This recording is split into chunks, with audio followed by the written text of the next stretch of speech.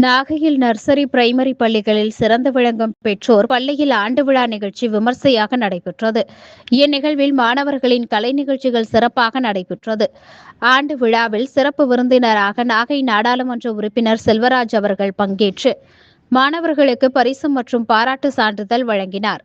இந்நிகழ்வில் நாகை நகர்மன்ற தலைவர் மாரிமுத்து, பள்ளியின் முதல்வர் ஜோதிலட்சுமி, குணாநிதி, தாளாளர் குணாநிதி மற்றும் ஆசிரியர்கள், பெற்றோர்கள் பங்கேற்றனர். பெருமை சேர்க்கக்கூடிய வகையில் இந்த பள்ளியை அவர்கள் நடத்தி கொண்டிருக்கிறார்கள். குறிப்பாக பாரதி சொல்லுவான், காலை எழுந்தவுடன் படிப்பு, பின்பு கணிப்பு கொடுக்கும் பாட்டு, மாலை முடிந்து விளையாட்டு என்று வழக்கப்படுத்திக் கொண்டு பாப்பா என்று பாரதி சொல்லுவான். அதற்கேற்ப மிகச்சிறந்த குழந்தைகளை உருவாக்குகிற இந்த பள்ளியை நம்முடைய கரஸ்பாண்ட் அவர்களும் அவருடைய துணையாளர்களும் மிக சிறப்பாக நடத்தி கொண்டிருக்கிறார்கள்.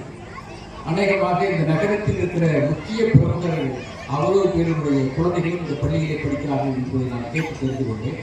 மாவட்ட ஆட்சியர் அலுவலகத்தை பணிபுரிகிறவர்கள், காவல்துறையிலே பணிபுரிகிறவர்கள், பல்வேறு அரசு அலுவலகத்தில் இருக்கிற குழந்தைகள் எல்லாம் இந்த பள்ளியிலே தான் படித்துக் கொண்டிருக்கிறார்கள். மாவட்ட நீதி அரசர், அதே போல பல்வேறு நீதி அரசருடைய குழந்தைகளும் இங்கே படித்துக் கொண்டிருக்கிறார்கள் என்பதை நான் கேட்டு தெரிந்து கொண்டேன். ரொம்ப பெருமையாக இருக்கிறது.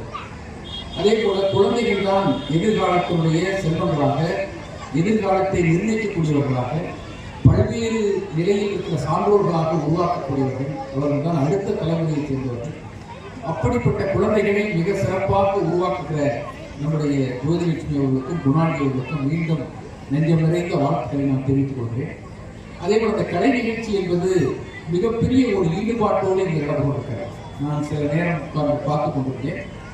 எல்லா குழந்தைகளுமே மிக ஆக்கப்பூர்வமான நிலையில் மிக சிறப்பாக இந்த கலை நிகழ்ச்சியிலே கலந்து கொண்டுள்ளார்கள். அதே போல தேர்தல் இப்போது தமிழகத்திலே வரவிருக்கிறது. ஏப்ரல் மாதத்தில் தேர்தல் வரும். ஒரு வாரத்திலே தேர்தலுக்கான அறிவிப்பு வரவிருக்கிறது.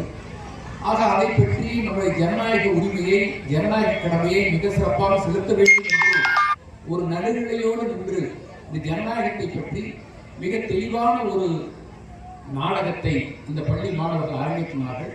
பல நேரங்களிலே நம்முடைய பெற்றோர்கள் அதை கைத்தட்டலை செய்தார்கள்.